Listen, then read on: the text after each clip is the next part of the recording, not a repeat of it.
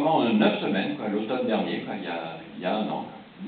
Et même ça, c'est 9 semaines, donc c'est la normale. Hein, vous savez, pour tourner un film, vous avez vu les cours, mais un film d'1 h 30, c'est 8 semaines, 9 semaines, c'est la normale, quoi.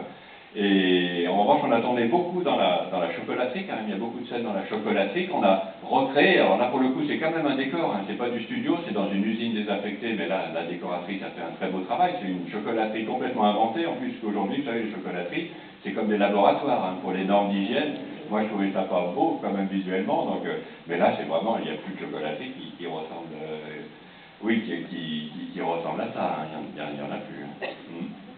Et votre meilleur souvenir de tournage? Une anecdote, un truc marrant? Oh, ça, je sais pas.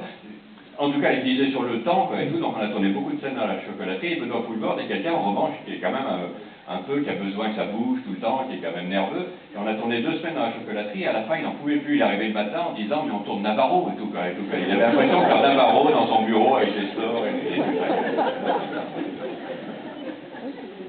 Des fois, en tout cas, il fallait, voilà, quand même, mais c'est vraiment une personnalité fantastique, quoi. Vraiment, vous savez, moi, voilà, quoi, je suis le premier spectateur et j'ai une mise en scène, quoi, je suis très directif, mais en même temps, tout d'un coup, quand j'entends cette sonorité, comme il chevrotte, quand il dit il n'y a pas de canapé, ah oui, et tout, c'est son invention à lui, quoi. Ou même la tête qu'il fait quand elle lui dit que pensez-vous des événements récents au Moyen-Orient, la tête qu'il fait.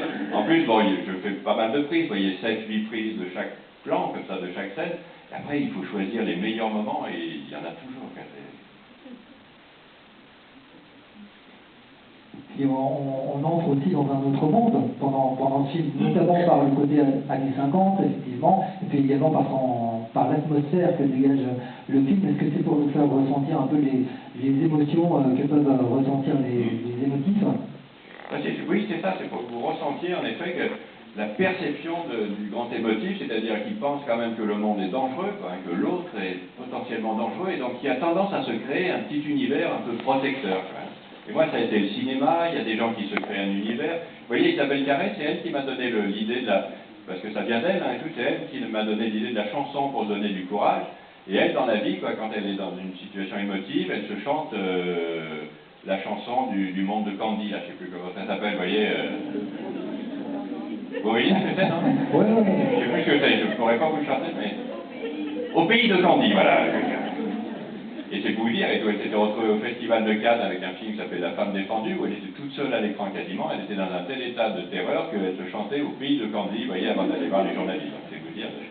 Donc c'est elle qui m'a donné ça quand même, hein, d'elle quand même.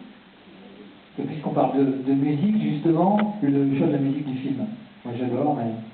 Ben, c'est une musique, donc c'est un compositeur lyonnais, comme moi, avec lequel je travaille depuis les courts-métrages, et on s'est inspiré, quoi, il s'est inspiré en effet, des musiques des comédies romantiques américaines, vous voyez, ou même je sais pas, oui, en effet, les Pretty Woman, mais aussi les films de Blake Edwards, ou même La Panthère Rose, quoi, la scène de la filature, c'est presque une musique à la façon, vous savez, des films La Panthère Rose, quand même. Alors,